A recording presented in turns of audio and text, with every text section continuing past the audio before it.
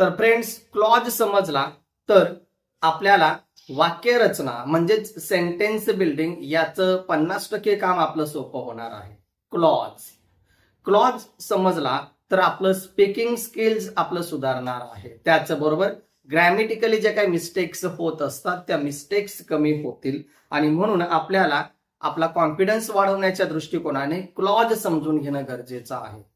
आजचा टॉपिकच आपला आहे क्लॉज म्हणजेच काय तर उपवाक्य. क्लॉज म्हणजेच काय तर उपवाक्य. हा जो पॉइंट आहे किंवा हा जो टॉपिक आहे तो अतिशय महत्वाचा आहे. म्हणून व्हिडिओ कोणी स्किप करू नका. पहिल्यापासून तर शेवटपर्यंत अगदी व्यवस्थित तो समजून घ्या. कारण आपल्याला कॉन्फिडन्स वाढवायचा असेल, आपलं स्पीकिंग स्किल वाढवायचं असेल, त्याचबरोबर वाक्यरचना समजून घ्यायची असेल तर हा टॉपिक समजून घेणं गरजेचं आहे. या कन्सेप्ट क्लिअर होणं गरजेचं आहे. ठीक आहे, तर आपल्या सर्वांचं माय क्रिएटिव्ह एज्युकेशन या युट्यूब चॅनलमध्ये स्वागत आहे. मित्रांनो, आज आपण शिकतोय क्लॉज. ओके, पहिल्यांदा आपण त्याची डेफिनेशन समजून घेऊया. क्लॉज म्हणजेच काय तर क्लॉज म्हणजेच काय तर उपवाक्य. उपवाक्य म्हणजेच मुख्य वाक्य आणि उपवाक्य यातील जो काही फरक आहे तो फरक आपल्याला लक्षात येणं गरजेचं आहे. मागील व्हिडिओच्या माध्यमातून आपण अक्षर, शब्द आणि त्याचबरोबर शब्द समूह असे 3 घटक आपण समजून घेतलेत. आजचा जो काही टॉपिक आहे तो आहे टॉपिक नंबर 4, क्लॉज. ओके, क्लॉजची डेफिनेशन काय आहे तर जो शब्द समूह एका मोठ्या वाक्याचा भाग असतो आणि ज्यामध्ये स्वतःचे उद्देश म्हणजेच कर्ता आणि विधेय म्हणजेच क्रियापद असते अशा शब्द समूहाला उपवाक्य असे म्हणतात किंवा त्याच उपवाक्याला पोटवाक्य असेही म्हणतात. डेफिनेशन फार महत्वाचे आहे. पहा, जो शब्द समूह एका मोठ्या वाक्याचा भाग असतो आणि ज्यामध्ये स्वतःचे उद्देश असतात म्हणजे कर्ता, वाक्याच्या माध्यमातून आपण समजून घेणार आहोत कर्ता, आणि त्याचबरोबर विधेय म्हणजेच क्रियापद असते अशा शब्द समूहाला उपवाक्य किंवा पोटवाक्य असे म्हणतात. ही साधी आणि सोपी डेफिनेशन आहे. यामध्ये महत्वाचं काय आहे तर या ठिकाणी आपण एक एक्झाम्पल घेतलेला आहे.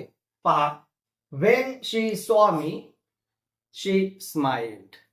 When she saw me she smiled या वाक्यामध्ये काय म्हटलेलं आहे तर when she saw me she smiled हा एक वाक्य आहे, परंतु या वाक्यामध्ये 2 भाग तयार झालेले आहेत. ते कसे तयार झाले तर पहा, या वाक्यात 2 स्वतंत्र वाक्य आहेत. म्हणजेच काय तर पहिला when she saw me and second she smile. म्हणजेच पहा, when she saw me she smile या वाक्याचा या ठिकाणी जर आपण विचार केला तर याचे 2 भाग तयार झालेले आहेत.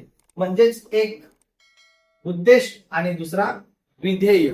ओके, आता ह्या प्रकारचे जे काही वाक्य आहे ते आपण अधिक समजून घेणार आहोत. म्हणजेच प्रत्येक वाक्यात उद्देश आणि कर्ता आलेला असतो. उद्देश म्हणजेच कर्ता आणि विधेय म्हणजेच क्रियापद. या क्लॉजचा अर्थ तोच आहे. क्लॉज म्हणजेच नेमकं काय, क्लॉज म्हणजेच नेमकं काय किंवा उपवाक्य म्हणजे नेमकं काय हे जर आपल्याला क्लिअर झालं तर आपलं बरंचसं काम सोपं होत असतं. ते कसं ओळखायचं याच्या ट्रिक्स तुम्हाला सांगितल्या जाणार आहे. म्हणून व्हिडिओ स्किप करू नका आणि जर व्हिडिओ आवडला तर लाईक करून अधिकाधिक शेअर करा आणि चॅनलवर नवीन असाल तर लगेचच आपला चॅनल सबस्क्राईब करून घ्या, जेणेकरून अशाच प्रकारची नवनवीन माहिती आपल्या सर्वांना मिळू शकेल. ठीक आहे, तर पहा, महत्वाचा जो काही भाग आहे तो या ठिकाणी क्लॉज मध्ये नेमकं काय असतं तर सब्जेक्ट म्हणजेच कर्ता असतो आणि व्हर्ब म्हणजेच काय तर क्रियापद असतो. तर कर्ता आणि क्रियापद असलेला शब्दसमूह असतो. कर्ता आणि क्रियापद असलेला तो शब्दसमूह असतो. ज्या वाक्यात कर्ता आणि क्रियापद आलेले असतील तो असतो क्लॉज. क्लॉज म्हणजेच उपवाक्याचा तो भाग असतो. ओके, लक्षात ठेवा, खूप सोपा, समजून घेतला तर खूप सोपा आहे आणि ह्याच्या कुठेतरी नोट डाऊन करून ठेवा, म्हणजेच आपल्याला हे उपयुक्त असणार आहे. पहा, क्लॉज मध्ये वर्ब असतो. क्लॉज मध्ये नेहमी वर्ब असतो, त्याचबरोबर क्लॉज स्वतः पूर्ण वाक्य असू शकतो किंवा अपूर्ण वाक्यही असू शकतो. क्लॉजचे महत्व काय, तर क्लॉज मध्ये सब्जेक्ट प्लस व्हर्ब ह्या दोन गोष्टींपासून क्लॉज तयार होत असतो. क्लॉज मध्ये नेहमी व्हर्ब असतो. व्हर्ब म्हणजेच काय, तर क्रियापद. क्रियादर्शक शब्द आपल्या सर्वांना माहिती आहे.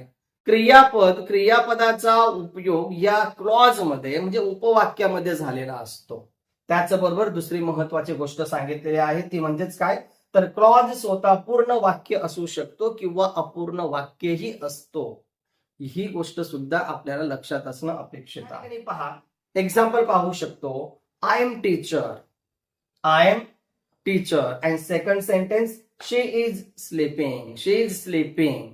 पहिला वाक्य जर आपण समजून घेतला आय एम टीचर, तर या वाक्यामध्ये आय हा जो काही शब्द आहे तो आहे सब्जेक्ट आणि एम हा जो काही शब्द आहे तो आहे व्हर्ब. म्हणजे ह्या वाक्यामध्ये आय एम टीचर, तर आय हा सब्जेक्ट म्हणजेच कर्ता आणि एम हा जो काही शब्द आहे तो म्हणजेच क्रिया वर्ब आहे आणि म्हणून हा जो काही सेंटेन्स आहे तो कोणाचा आहे, क्लॉजचा आहे.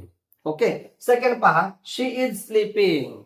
शी इज स्लीपिंग मध्ये शी हा जो काही शब्द आहे तो आहे सब्जेक्ट आणि इज हा जो शब्द आहे तो आहे. ते साधे साधे जे काही वाक्य आहे ते आपल्या सर्वांना ज्ञात असतीलच, परंतु यातीलच कर्ता आणि क्रियापद कोणता हे जर आपल्याला समजलं किंवा ते जर ओळखता आलं तर आपण सहजरित्या क्लॉज, प्रेज किंवा अशा अन्य प्रकारच्या ज्या बाबी असतात ते आपण सहज ओळखू शकतो. ते ओळखता आलं तर आपलं बरंचसं काम सोपं होत असतं.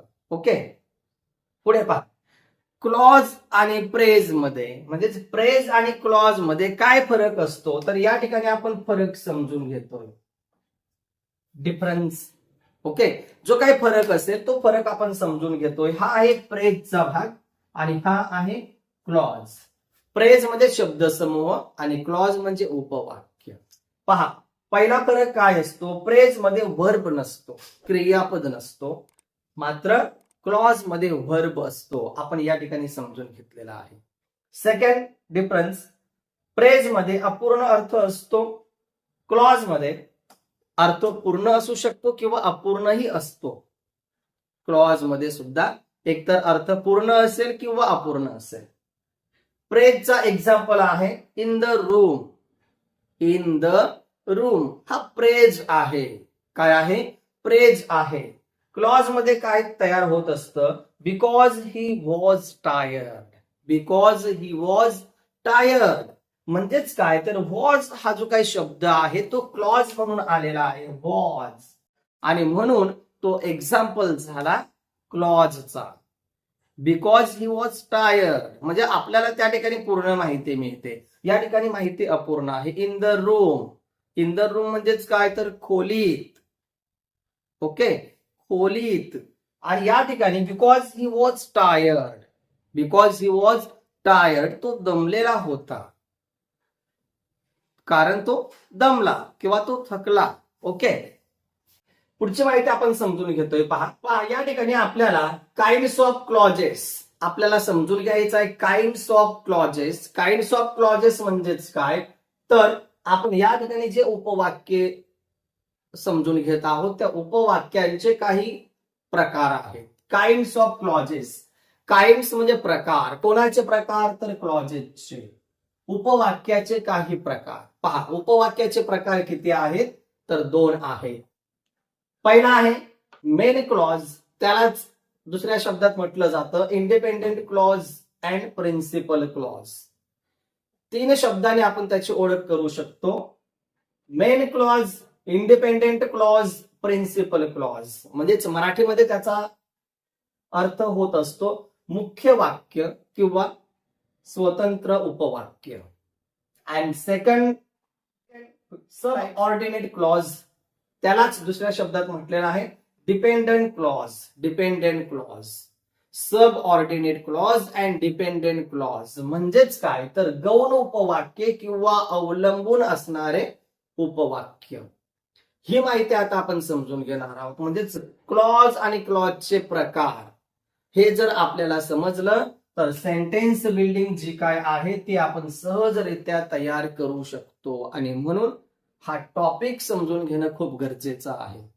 पहा, पहिला मेन क्लॉज. मेन क्लॉज म्हणजेच काय, या ठिकाणी आपण म्हटलेलं आहे मुख्य वाक्य किंवा स्वतंत्र उपवाक्य.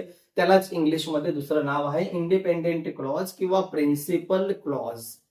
डेफिनेशन आहे त्याची, स्वतंत्रपणे अर्थ पूर्ण करणाऱ्या मेन क्लॉज किंवा इंडिपेंडेंट क्लॉज म्हणजेच काय, तर स्वतंत्रपणे अर्थ पूर्ण करणाऱ्या उपवाक्यास मुख्य उपवाक्य असे म्हणतात. त्यालाच principal clause otherwise independent clause असे म्हणतात. स्वतंत्र जो काही अर्थ देत असतो अशा वाक्यास मेन क्लॉज किंवा प्रिन्सिपल क्लॉज किंवा इंडिपेंडेंट क्लॉज या नावाने त्याची ओळख होत असते. कशी, तर पहा, I make friends wherever I go. I make friends wherever I go. या वाक्यामध्ये या ठिकाणी मुख्य जो काही वाक्य आहे तो कुठे आहे, तर पहा, आय मेक फ्रेंड्स म्हणजेच काय, तर मी मित्र तयार करतो किंवा मी मित्र बनवतो. जिथे जातो तिथे मी मित्र बनवतो. I make friends wherever I go. जिथे जातो तिथे मी मित्र बनवतो. आय मेक फ्रेंड्स हा जो काही शब्दसमूह आहे तो आहे मेन क्लॉजचा. मेन क्लॉज म्हणजेच काय, तर मुख्य वाक्य. आय मेक फ्रेंड्स, मी मित्र बनवतो. मी मित्र बनवतो, अर्थ मिळतोय आपल्याला वाक्यातून, मी मित्र बनवतो. सेकंड पहा, she is my friend. She is my friend, ती माझी मैत्रीण आहे. नेक्स्ट पहा, it is a song that Lata Mangeshkar sang yesterday. A song that Lata Mangeshkar sang yesterday. आता ह्या वाक्यामध्ये आपण जे काही समजून घेतोय, मेन क्लॉज किंवा प्रिन्सिपल कोणतं असेल, मुख्य वाक्य कोणतं असेल, it is a song that Lata Mangeshkar sang yesterday. तर या ठिकाणी जो काही मुख्य वाक्य आहे तो आहे इट इज अ सॉन्ग. याचा अर्थ काय, तर काल लता मंगेशकर यांनी गायलेले हे गाणे आहे. लता मंगेशकर यांनी कालच्या दिवशी गायलेले हे गाणे आहे. नेक्स्ट पहा, you are free to marry the man. You are free to marry the man home you love. आता यामध्ये जो काही मेन क्लॉज आहे तो मेन क्लॉज आहे, या ठिकाणी पाहू शकता, you are free to marry the man home. म्हणजेच काय, तुम्ही ज्याच्यावर प्रेम करता त्याच्याशी तुम्ही लग्न करू शकता. नेक्स्ट, दे आर प्लेइंग, ते खेळत आहे. वी ओन द मॅच, आम्ही मॅच जिंकलो. अशा पद्धतीने हे जे काही क्लॉज आहेत, मुख्य जे काही उपवाक्य आहेत, ते मुख्य उपवाक्य जर आपल्याला शोधता आले तर आपण क्लॉज म्हणजेच काय किंवा सेंटेन्स बिल्डिंग सहज आपण तयार करू शकतो. हा जो काही भाग होता तो होता काइंड्स ऑफ क्लॉज, त्याचा पहिला प्रकार. सेकंड टाइप पहा, दुसरा प्रकार क्लॉज सब ऑर्डिनेट क्लॉज म्हणजेच काय, गौण उपवाक्य किंवा अवलंबून असणारे वाक्य. डेफिनेशन समजून घेऊया आपण. पहा, स्वतःचा अर्थ पूर्ण करण्यासाठी, स्वतःचा अर्थ पूर्ण करण्यासाठी जे उपवाक्य दुसऱ्या उपवाक्यावर अवलंबून राहते त्यास सब ऑर्डिनेट क्लॉज किंवा डिपेंडेंट क्लॉज असे म्हणतात. वाक्याचा अर्थ जर पूर्ण करायचा असेल तर तो अर्थ पूर्ण करण्यासाठी त्याला दुसऱ्या वाक्यावर अवलंबून असावं लागतं. म्हणजे आपण म्हणतो ना परपोषी. अशा पद्धतीने जर समजा क्रिया होत असेल तर तो प्रकार असतो सब ऑर्डिनेटचा. कशाचा असतो, सब ऑर्डिनेट किंवा डिपेंडेंट क्लॉजचा तो प्रकार आहे. आता याचे एक्झाम्पल कोणते, तर सब ऑर्डिनेट हा जो काही भाग समजून घेतो त्याचे एक्झाम्पल्स या ठिकाणी आपण लिहिलेले आहेत. एक्झाम्पल समजून घेऊया. I didn't know that Sachin was married. I didn't know that Sachin was married म्हणजेच काय, तर मला माहिती नव्हते की सचिनचे लग्न झाले आहे. यामध्ये सब ऑर्डिनेट, सब ऑर्डिनेट म्हणजेच काय, I didn't know, I did not know म्हणजे मला माहिती नव्हते that Sachin was married. Second पहा, if you pay more attention in the class, if you pay more attention in the class, you will get more marks. You will, if you pay more attention in the class you will get more marks. यामध्ये काय म्हटलेलं आहे, तर जर समजा तू वर्गात जास्त लक्ष दिलंस किंवा फोकस केलंस तर तू अधिक मार्क मिळवू शकशील. आता याची जी काही रियालिटी आहे ते आपल्या सर्वांना माहिती आहे. मग यामध्ये सब ऑर्डिनेट काय आहे, तर इफ पासून तर क्लास पर्यंत हा सब ऑर्डिनेट आहे. म्हणजेच काय, if you pay more attention in the class, की जर तू वर्गात अधिक लक्ष दिलंस किंवा अधिक समजून घेतलंस, गेट मोर मार्क्स म्हणजे तुला अधिक मार्क मिळतील. केव्हा मिळतील, you will get more marks. अधिक मार्क केव्हा मिळतील, हे जे काही वाक्य आहे वाक्य पूर्ण होत नाही. वाक्य पूर्ण होण्यासाठी ह्या वाक्याची आवश्यकता आहे, तो दुसऱ्यावर अवलंबून आहे. वॉज मॅरिड, केव्हा लग्न केले, समजतंय का, तर नाही. आणि म्हणून ते आपल्याला समजून घेणं गरजेचं आहे. व्हेन ही केम, तो केव्हा येणार आहे. व्हेन ही केम, तो केव्हा येणार आहे. Because he was tired, because he was tired, तो दमलेला, तो दमला होता किंवा तो थकला होता. अशाच प्रकारची वाक्य आपल्याला जर वाक्य पूर्ण कसे तयार होते हे जर समजून घ्यायचं असेल तर या ठिकाणी एक वाक्य लिहिलेलं आहे, तो समजून घेणं गरजेचं आहे. यामध्ये काय म्हटलेलं आहे पहा, I slept early, I slept early because I was tired. मी लवकर झोपलो because I was tired. Because I was tired, कारण मी दमला होतो, कारण मी थकला होतो. मी दमलो होतो किंवा मी थकलो होतो आणि म्हणून काय झालं, I slept early, I slept early because I was tired. मी दमलो आणि म्हणून मी लवकर झोपलो. म्हणजेच या ठिकाणी हा जो वाक्य आहे तो काय आहे, तर इंडिपेंडेंट हा क्लॉज आहे आणि हा जो आहे तो आहे डिपेंडेंट क्लॉज. ओके, आता हा जो काही डिपेंडेंटचा जो काही भाग आहे त्याचे या ठिकाणी आपण काही भाग समजून घेणार आहोत. टाइप्स ऑफ डिपेंडेंट क्लॉज म्हणजे अवलंबून असणारे जे काही क्लॉज असतात, उपवाक्य असतात, त्याचे काही प्रकार आपण थोडक्यात समजून घेऊया. ते फार महत्वाचे आहे. पहिला आहे नाउन क्लॉज. म्हणजेच काय, तर जे नामासारखे काम करत असतात त्याला नाउन क्लॉज म्हणतात. आता नाउन क्लॉज मध्ये कोणकोणते शब्द वापरले जाऊ शकतात, what, that, whether, who, etcetera. कसे, I know that he is honest, I know that he is honest. Second, what you said is true. Second sentence, what you said is true. पहा, पहिल्या वाक्यामध्ये वापरलेला आहे दॅट आणि दुसऱ्या वाक्यामध्ये वापरलेला आहे व्हॉट. शब्दांचे अर्थ आपल्या सर्वांना माहितीच आहेत. वाक्य रचना आपण साधी तयार करू शकतो. बघा, ओके. सेकंड पहा, ऍडजेक्टिव्ह क्लॉज. ऍडजेक्टिव्ह क्लॉज म्हणजेच काय, तर जे नामाबद्दल माहिती देत असते त्याला ऍडजेक्टिव्ह क्लॉज असे म्हणतात. नामाबद्दल माहिती देणारा शब्द. ते कोणते असतात, हू, विच, दॅट, एक्सेट्रा. वाक्याच्या मदतीने आपण समजून घेतोय. This is the boy who won the prize. This is the boy who won the prize. बघा, म्हणजेच काय, तर या ठिकाणी शब्द जो आलेला आहे तो आहे ऍडजेक्टिव्ह, म्हणजे मुलग्याबद्दल विशेष माहिती सांगणारा, कर्त्याबद्दल, नामाबद्दल विशेष माहिती सांगणारा शब्द. सेकंड पहा, I like the book which you gave me. I like the book which you gave me, की जे तू मला पुस्तक दिलंस ते मला खूप आवडलं. ठीक आहे. थर्ड नंबर पहा, ऍडव्हर्ब क्लॉज. शॉर्ट मध्ये घेतोय कारण व्हिडिओ मोठा होत चाललेला आहे. हे तुम्ही अधिक व्हिडिओ पॉज करून ते समजून घेऊ शकता.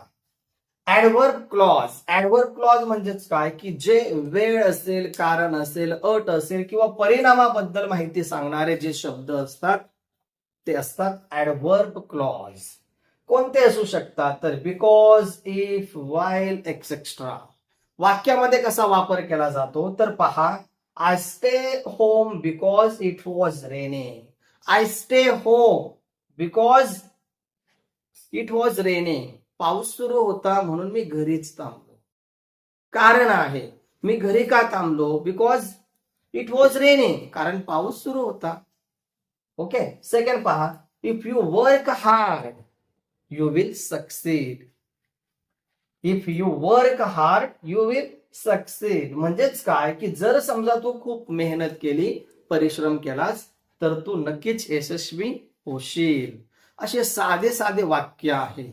परंतु जरी साधे वाक्य असतील तरी आपल्याला वाक्य रचना तयार करण्यासाठी हे खूप महत्वाची भूमिका पार पाडत असतात आणि म्हणून आपल्याला ते माहिती असणं, समजून घेणं गरजेचं आहे. वाक्य रचना सुधारण्यासाठी आपल्याला क्लॉज माहिती असणं गरजेचं आहे. त्याचबरोबर इंग्रजीत फ्लुएन्सी येण्यासाठी म्हणजेच काय तर स्पष्टपणा येण्यासाठी प्रोनाउन्सिएशन जो काय असतो तो क्लिअर येण्याच्या दृष्टिकोनाने असे क्लॉज आपल्याला माहिती असणं अपेक्षित आहे. त्याचबरोबर व्याकरण समजायला आपल्याला हे उपयुक्त ठरत असतात आणि सर्वात महत्वाचं म्हणजेच काय, इंग्रजी आपल्याला चांगल्या पद्धतीने येत असते. त्यासाठी क्लॉज असेल, प्रेज असेल, वर्ड्स असतील, अशा सर्व गोष्टी समजून घेणं गरजेचं आहे. आणि अशाच गोष्टी जर आपल्याला समजून घ्यायच्या असतील तर आपल्या चॅनलशी निगडीत राहा, आपल्या चॅनलच्या संपर्कात राहा, म्हणजेच आपल्याला अशी नवनवीन माहिती समजायला मिळू शकेल. ओके, लवकरच भेटू आपण पुढच्या व्हिडिओच्या माध्यमाने. तोपर्यंत टेक केअर, बाय बाय.